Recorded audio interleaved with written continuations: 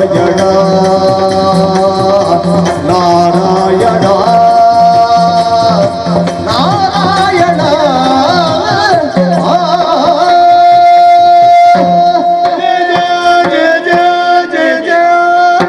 ನಾರಾಯಣ ಅಚ್ಯುತ ಕೇಶವ ಮಾಧವ ಗೋವಿಂದ ಮುಕುಂದ ವೈಕುಂಠವಾಸ ಕಾಪಾಡು ತಂದೆ, ನಮ್ಮನ್ನು ಕಾಪಾಡು. ನೀನ್ಯಾರು ನಾವ್ಯಾರು ಅನ್ನುವಂಥ ವಿಚಾರವನ್ನು ತಿಳಿಯದೆ ಮಾಡಬಾರದ ಕೃತ್ಯಕ್ಕೆ ಕೈ ಹಾಕಿದವರೇ ನಾವು. ಆ ಸಮಯದಲ್ಲಿ ನಿನ್ನ ಪರಮ ಪಾವನವಾದಂಥ ವಿಶ್ವರೂಪವನ್ನು ತೋರಿಸಿದೆ. ನೋಡಿದ್ದೆ ತಡ, ಅಜ್ಞಾನವು ದೂರವಾಯಿತು, ಸುಜ್ಞಾನ ಅನ್ನುವಂಥ ಬೆಳಕಿನೊಳಗೆ ನಾವು ಇರೋರು ಕೊಂಡೊಯ್ಯಲ್ಪಟ್ಟಾಗ ನಿನ್ನ ಮತ್ತು ನಮ್ಮ ಸಂಬಂಧ ಏನು ಅಂತ ತಿಳಿಯಿತು. ನಿನ್ನ ಮಕ್ಕಳಲ್ಲೇ ನಾವು ಅಪರಾಧ ಮಾಡಿದ್ದೇವೆ, ಮುಂದಕ್ಕೆ ಬದುಕುವಂತ ಅರ್ಹತೆಯನ್ನೇ ನಾವು ಕಳ್ಕೊಂಡಿದ್ದೇವೆ. ಆದ್ರೆ ಒಂದು ಆಸೆ ತಂದೆ, ಕಟ್ಟ ಕಡೆಯದಾದಂತ ಮೋಕ್ಷ ಸಾಮ್ರಾಜ್ಯವನ್ನು ನಾವಿರುವರು ಪಡೆಯಬೇಕು, ಅದನ್ನು ನೀನು ಇರಬೇಕು ಅಂತ ನಮ್ಮ ಕೇಳಿಕೆ. ಮೃತ್ಯು ಜಯ ಮಿತ್ರ ಪವಿತ್ರ ನಿತ್ಯದ ಪಾತ್ರ ಮತ್ತೆ ಗಜಪುತ ಪಂಚವಕ್ರ ಪವಿತ್ರ ಜಯ ಜಯ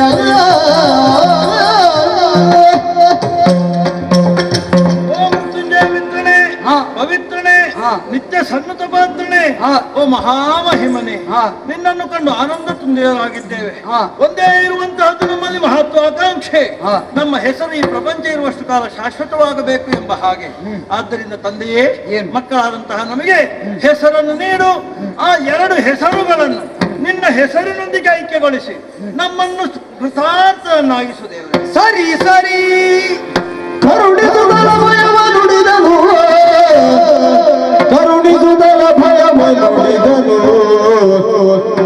ಮಧಿರದ ಕಾಂತಿಯಲಿ ಮಗಮೋ ಮಧು ಎನ್ನುವೆ, ಮತ್ತದಿ ಕಠಿಣವಾದ ಕನುವಿರ್ಮನಿವನ ಸರಿ ಕೈಟಬಲಿನುವೆ, ನೀನೇ ಮಧು ನೀನೇ ಕೈಟಭನೋ ಮಧು ಕೈಟಭನು ತಿಳಿಸಿ ಬೆಸರನು ಧರಿಸುತ್ತಾಗ ಮಧು ಕೈಟಭರೇ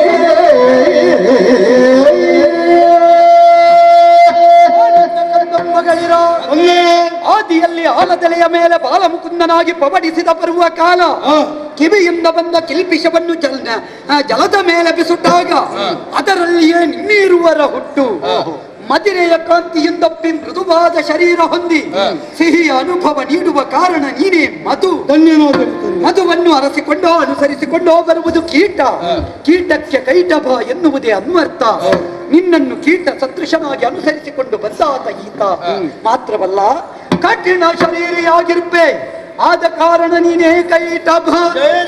ಮುಂದಕ್ಕೆ ನಿಮ್ಮಿರುವರ ಅಪೇಕ್ಷೆಯಂತೆ ನಿಮ್ಮ ಶಿರವನ್ನು ಈ ಮಹಾರ್ಣವದ ಮೇಲೆ ಕಡಿದೆ ಅಂತಾದರೆ ಇದು ರುಧಿರಾರ್ಣವವಾದಿ ರಕ್ತಸಾಗರವಾದಿ. ಹಾಗಾಗದಂತೆ ತಡೆಯುವುದಕ್ಕೆ ಬೇಕಾಗಿ ನನ್ನ ಜಂಘಾ ಪ್ರದೇಶವನ್ನೇ ಜಲಮಧ್ಯದಲ್ಲಿ ವಿಸ್ತಾರಗೊಳಿಸಿ ಅದರ ಮೇಲೆ ನಿಮ್ಮ ಶಿರಸ್ಸನ್ನಿತ್ತು ಕಡಿದು ಮುಕ್ತಿ ಕರುಣಿಸುತ್ತೇನೆ. ಹೀಗೆ ಬನ್ನಿ ಮಕ್ಕಳೇ.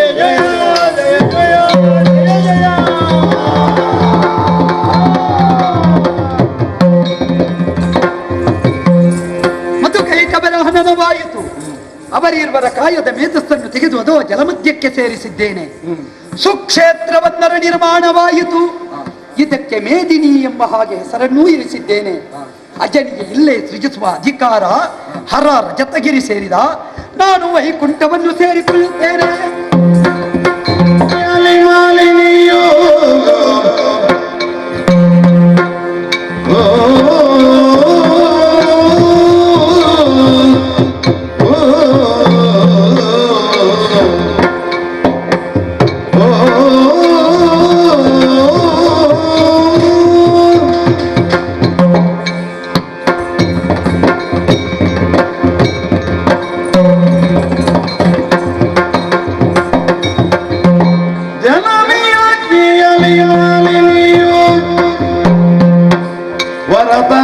ವರತನುಜಾಪೇಕ್ಷೆಯಲಿ ಕಾಮಿನಿಯು ವರತನುಜಾಪೇಕ್ಷೆಯಲಿ ಕಾಮಿನಿಯು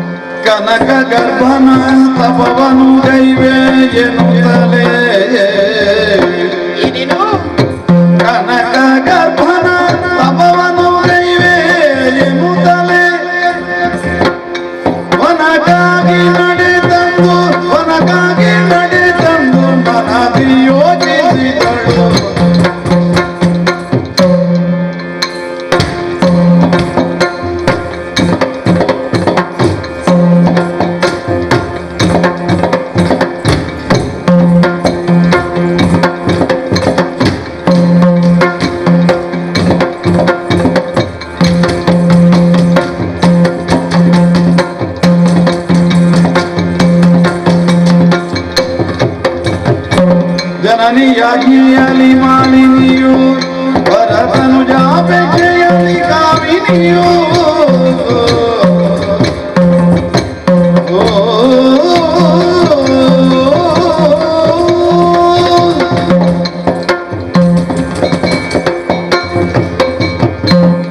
ನಮೋ ವಿಶ್ವೇಶ್ವರ. ಕಾಪಾಡು ತಂದೆ ಕಾಪಾಡು.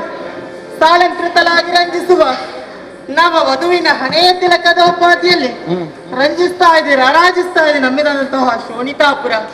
ಶೋಣಿತಾ ಎನ್ನುವಂತಹ ಪದಕ್ಕೆ ವಿಶೇಷವಾದಂತಹ ಅರ್ಥವಿದೆ. ಶೋಣಿತ ಅಂದ್ರೆ ರಕ್ತ ಎಂಬ ಹಾಗೆ ನಮ್ಮವರೆಲ್ಲ ರಕ್ತವನ್ನೇ ವಿವರಣೋಪಾದಿಯಲ್ಲಿ ಸುರಿಸಿ ಬೆಳೆಸಿದಂತಹ ಪುರವಿದು. ಆದ ಕಾರಣ ಇದಕ್ಕೆ ಶೋಣಿತಾಪುರ ಎಂಬ ಹಾಗೆ ಹೆಸರು ಬಂತು. ಪ್ರಪಂಚದ ನಾನಾ ಜೀವರಾಶಿಗಳ ಸರಳಿಗೆ ಕಾರಣರಾದವರು ಕಶ್ಯಪ ಬ್ರಹ್ಮರು, ಇವರ ಜ್ಯೇಷ್ಠವತ್ತಿ ಎಂದುಕೊಂಡವರು ನನ್ನವೇ ಆದಂತಹ ದೇವಿ. ಪಂಥದಲ್ಲಿ ಪಂಕ್ತಿಯಲ್ಲಿ ಪಂಥೋಕ್ತಿಯಲ್ಲಿ ಪ್ರಥಮ ಎಂದುಕೊಂಡವರು ನನ್ನವೇ.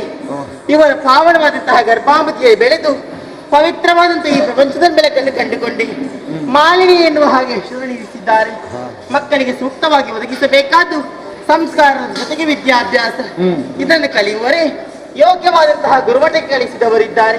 ಗುರುಗಳಿಗೆ ಯೋಗ್ಯನಾದ ಶಿಷ್ಯನ ನೆನೆಸಿಕೊಂಡೆ ತಂದೆ ತಾಯಿಯರಿಗೆ ಮುದ್ದಿನ ಮಗಳಾಗಿ ಬೆಳೆದೆ ಶೋಣಿತಾಪುರದ ಕಣ್ಮಣಿಯಾಗಿ ಸಕಲ ಸೌಭಾಗ್ಯದಲ್ಲಿ ಬೆಳಗುತ್ತಾ ಇದ್ದೇನೆ. ಎಷ್ಟು ಸಂಪತ್ತಿದ್ದರೇನು ಸ್ವಾಮಿ, ಎಷ್ಟು ಸೌಭಾಗ್ಯವಿದ್ರೇನು, ಅನುಭವಿಸುವುದಕ್ಕೆ ಯೋಗ ಭಾಗ್ಯಗಳು ಬೇಡವೆ? ಅದು ನಮ್ಮ ಪಾಲಿಗೆ ಖಂಡಿತವಾಗಿಯೂ ಇಲ್ಲ.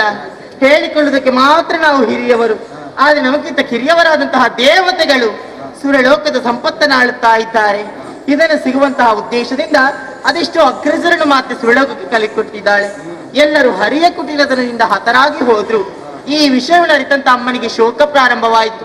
ಅಂತಿಂತ ಶೋಕವಲ್ಲ, ಪುತ್ರ ಶೋಕ. ಸದಾ ಪುತ್ರ ಶೋಕದಿಂದ ಅರಳುತ್ತಿದ್ದಂತ ಅಮ್ಮನಿಗೆ 2 ಸಾಂತ್ವನದ ಮಾತುಗಳನ್ನು ಹೇಳಿದೆ. ದೈತ್ಯ ಕುಲವನ್ನು ಉದ್ಧರಿಸುವುದಕ್ಕೆ ನಾನೇನು ಮಾಡಬೇಕು ಎನ್ನುವ ಹಾಗೆ.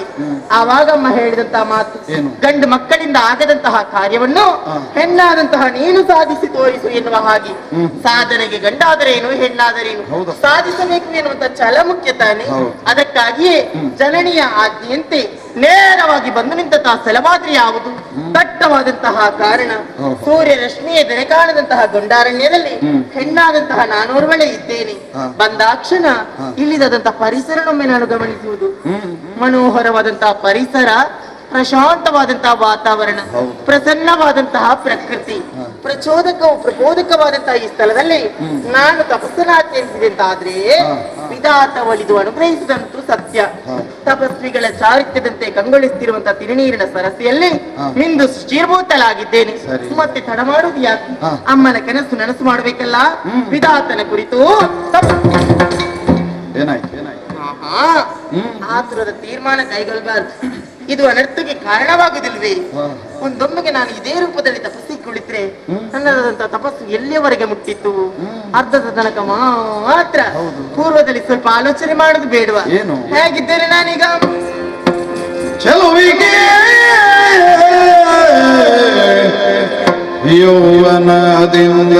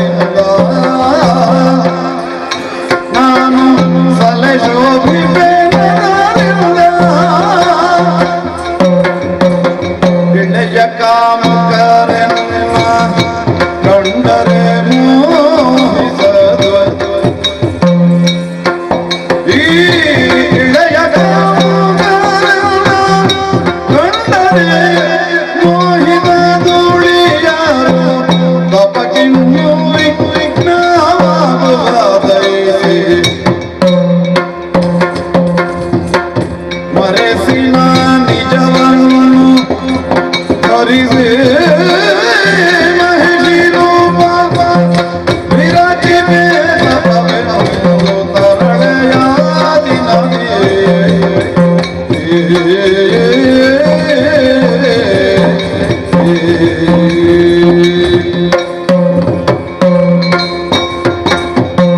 ಇವೆಯಲ್ಲಿ ಕಾಮಕರಮಯ ಕಾಯದ ಅಲ್ಪ ಸುಖಕ್ಕಾಗಿ ಕಾಮಕರು ಏನು ಮಾಡುವುದಕ್ಕೆ ಹೆಸುವುದಿಲ್ಲ. ಅಂತಹ ಕಾಮಕರು ಒಂದು ವೇಳೆ ಈ ಕಾಡಿನಲ್ಲಿ ನನ್ನನ್ನು ಕಂಡಿರುತ್ತಾದ್ರೆ ಮೋಹಿಸುವುದಕ್ಕೆ ಮನ ಮಾಡುವುದಿಲ್ಲವೇ? ಹಾಗಿದ್ರೆ ಈ ಕಾಡಿನಲ್ಲಿ ನನಗೆ ರಕ್ಷಣೆಗೆ ಯಾರಿದ್ದಾರೆ? ಅಣಿದು ಹೋದಂತಹ ಅಗ್ರಸರು ಬರುವುದಕ್ಕುಂಟೆ? ಅಸುರ ಕುಲ ಸಾಮ್ರಾಜ್ಞಿ ದಿದಿ ದೇವಿಯ ಆಸರೆ ಅಂತೂ ನನಗೆ ದೊರಕುವುದಕ್ಕೆ ಸಾಧ್ಯವೇ ಇಲ್ಲ. ಹಾಗಿದ್ರೆ ನನ್ನ ಮಾನದ ಪ್ರಾಣದ ರಕ್ಷಣೆ ನನ್ನಿಂದಲೇ ಆಗಬೇಕು. ಹೆಣ್ಣಾದವರು ಎಲ್ಲ ಮಾನನೀಯರಲ್ಲ. ಯಾರು ಮಾನಕ್ಕೆ ಹೆಚ್ಚು ಪ್ರಾಶಸ್ತ್ಯವನ್ನು ಕೊಟ್ಟು ವ್ಯವಹರಿಸ್ತಾರೋ ಆ ನಿಟ್ಟಿನಲ್ಲಿ ಹೆಣ್ಣು ಮಕ್ಕಳನ್ನು ಮಾಲಿನೀಯರಂತ ಹೇಳ್ತಾರೆ. ನಾನು ಮಾಲಿನಿಯೂ ಹೌದು, ಮಾನಿನಿಯೂ ಹೌದು. ಆದ ಕಾರಣ ನನ್ನ ಮಾನದ ಪ್ರಾಣದ ರಕ್ಷಣೆ ಆಗಬೇಕು. ಸ್ವಾಮಿ, ಆಲೋಚನೆ ಮಾಡುದು ವ್ಯರ್ಥ. ಕೆಳಗಿರುವವರ ಬಗ್ಗೆ ಎಲ್ಲ ಆಲೋಚನೆ ಮಾಡಬೇಕಾದ್ದು, ಮೇಲಿರುವವರ ಬಗ್ಗೆ. ದೇವತೆಗಳು ಏನು ಸುಮನಸರ್ ಅಂದ್ರೆ ಹೂವಿನಂತಹ ಮನಸ್ಸುಳ್ಳವರು ಏನು ಅರ್ಥ? ಈ ಹೂವಿನಂತಹ ಮನಸ್ಸಿಲ್ಲ ಸ್ವಾಮಿ. ಮನಸ್ಸಿನಲ್ಲಿ ಇರುವುದೆಲ್ಲ ಮುಳ್ಳೆ. ನಮ್ಮ ಒಳಿತನ್ನು ಬಯಸುವುದಿಲ್ಲ, ನಮ್ಮ ಕೆಡುಕನ್ನೇ ಬಯಸುತ್ತಿರುವಂತಹ ಅನಿಮಿಷ ಬಾಲಕನಿಗೆ ಅವರನ್ನೇ ಬಗ್ಗುಬಡಿಯುವಂತಹ ಪುತ್ರರತ್ನ ತನ್ನುದರದಲ್ಲಿ ಹುಟ್ಟುವಂತಹ ವಿಷಯ ತಿಳಿಯುತ್ತಾದ್ರೆ ಬಿಟ್ಟಾನವ ವಿಘ್ನವನ್ನು ತರುತ್ತಾನೆ. ಹಾಗಿದ್ರೆ ಹೇಗೆ ತಪಸ್ಸರಾಚರಿಸಲಿ? ಏನು ಮಾಡಿ ಆಲೋಚನೆ ಮಾಡುವ ಅಗತ್ಯವಿಲ್ಲ. ಅನಿಮಾದಿ ಅಷ್ಟು ಸ್ಥಿತಿ ನಮಗೆ ಗೊತ್ತಿಲ್ಲವೇ? ನಿಜ ರೂಪವನ್ನು ಮರೆಸಿದ್ರೆ ಆಯ್ತು. ಈಗ ನಿಜ ರೂಪವನ್ನು ಮರೆಸಿದ ರೂಪ ಆಗ್ಬೇಕಾ ಬೇಡುವ? ಯಾವ ರೂಪ ಆದಿತ್ತು? ಯಾವುದಕ್ಕೆ? ಓಹೋ, ನೋಡಿದ್ರಲ್ಲಿ ಕೆಲವೆಲ್ಲ ಕೆಸರಳಿ ಬಿದ್ದು ಹೊರಲಾಡ್ತಾ ಉಂಟು. ಏನಿದು? ಎಮ್ಮೆ, ಮಹಿಷಿಗಳ ಹಿಂಡು. ಯಾಕೋ ನನ್ನ ಮನಸ್ಸು ಹೇಳುತ್ತಾ ಉಂಟು, ಮಾಲಿನಿ ಮಹಿಷಿಯ ರೂಪವನ್ನಂತೂ ತಪಸ್ಸರಾಚರಿಸಿ ಎನ್ನುವ ಹಾಗೆ. ತಡ ಮಾಡುವುದಿಲ್ಲ, ಕಾಣುತ್ತಿರುವಂತಹ ಮಹಿಷಿಯ ರೂಪವನ್ನಂತೂ ತಪಸ್ಸರಾಚರಿಸುತ್ತೇನೆ.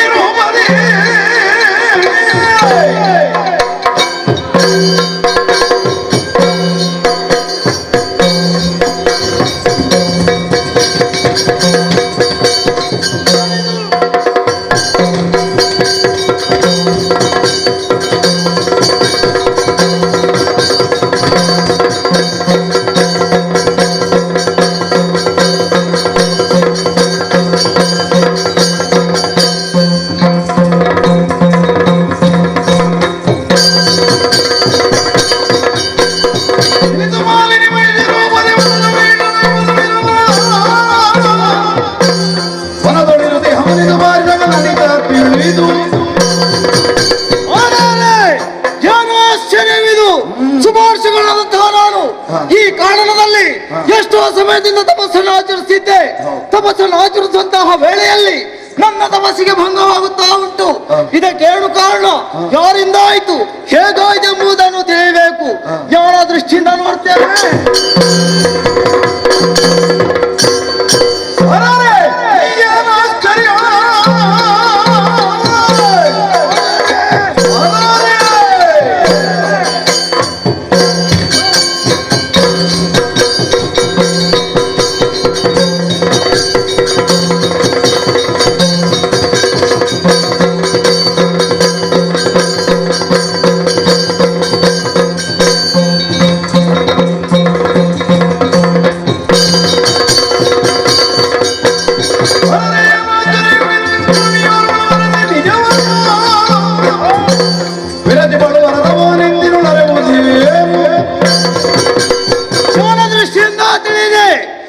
ಮಗಳಾದಂತಹ ಮಾಲಿನಿಯು ವೀರ ಕೂರ್ಣನ ಪಡೆಯಬೇಕೆಂಬ ಉದ್ದೇಶದಿಂದ ತನ್ನ ರೂಪವನ್ನು ಮೈಮರೆಸಿ ಮಹಿಷ ರೂಪವನ್ನು ತಾಳಿಗೆ ತಪಸ್ಸನ್ನು ಆಚರಿಸುತ್ತಿದ್ದಾಳೆ.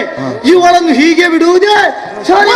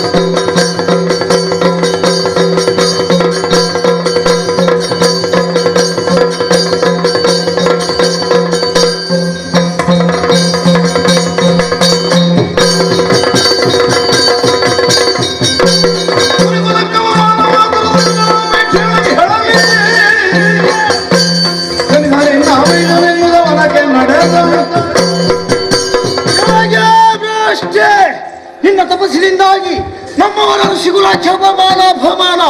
ನೀನು ಮಾಡಿದ ತಪ್ಪಿಗೆ ತಕ್ಕ ಶಿಕ್ಷೆಯನ್ನು ಅನುಭವಿಸಲೇಬೇಕು. ಆದ್ದರಿಂದ ಇನ್ನು ಮುಂದಕ್ಕೆ ನಿನ್ನ ಉದರದಲ್ಲಿ ಹುಟ್ಟುವಂತಹ ಮಗು ಕೂಡಲೇ ಹುಟ್ಟಲಿ.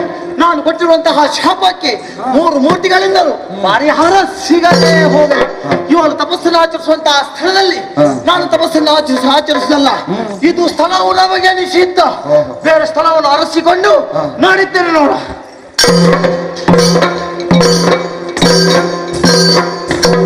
ಮಾರಿ ಸಂತಾನ ಎಲ್ಲ ಹಾಳಾಗಿ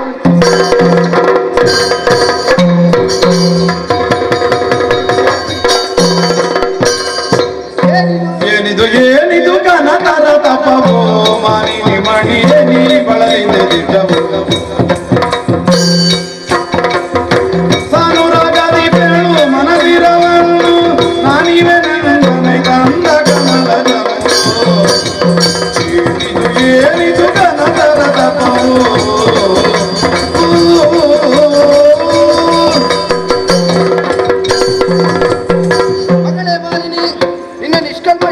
ಭಕ್ತಿಭಾವವನ್ನು ಕಂಡು ಸತ್ಯಲೋಕದಿಂದ ಧರಿಗಿಳಿದಿದ್ದೇನೆ.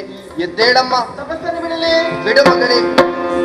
ಕರುಣ ಸಾಗರ ದೇವ ಪರಮೇಷ್ಠಿ ಕೇಳಯ್ಯ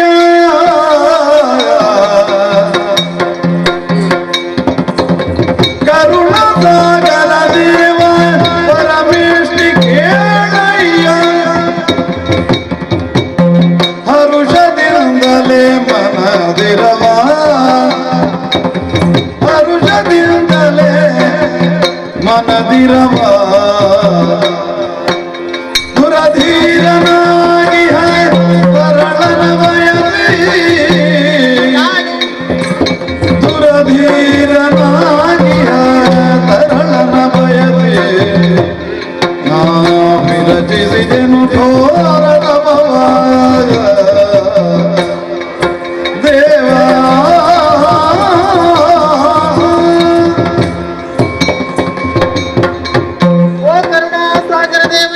ಮಗಳೇ, ಇದು ಪವಿತ್ರವಾದಂತಹ ಪಾದಪದ್ಮಗಳಿಗೆ ಮಾಲಿನಿಯ ಪ್ರಣಾಮಗಳು. ಶುಭವಾಗಲಮ್ಮ. ತಂದೆ, ನಿಮ್ಮ ದಿವ್ಯ ಸ್ವರೂಪವನ್ನು ಕಂಡಂತಹ ನಾನೇ ಧನ್ಯನಂತ ಭಾವಿಸ್ತೇನೆ.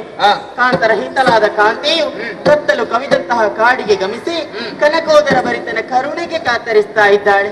ಭವಿತವ್ಯದ ಭವ್ಯ ಬದುಕಿನ ಕೃಪರತಿಯ ಭೀಕರತೆಗೆ ಬೆಂದು ಬೇಸತ್ತು ಬೆದರಿ ಬಾಳು ಬಸಿರೊಡೆದು ಬಂಗಾರವಾಗುವುದಕ್ಕಾಗಿ ಬಂಗಾರೋದರ ಭರಿತನಾದಂತಹ ನಿನ್ನನ್ನು ಪ್ರತ್ಯಕ್ಷೀಕರಿಸಿಕೊಂಡೆ.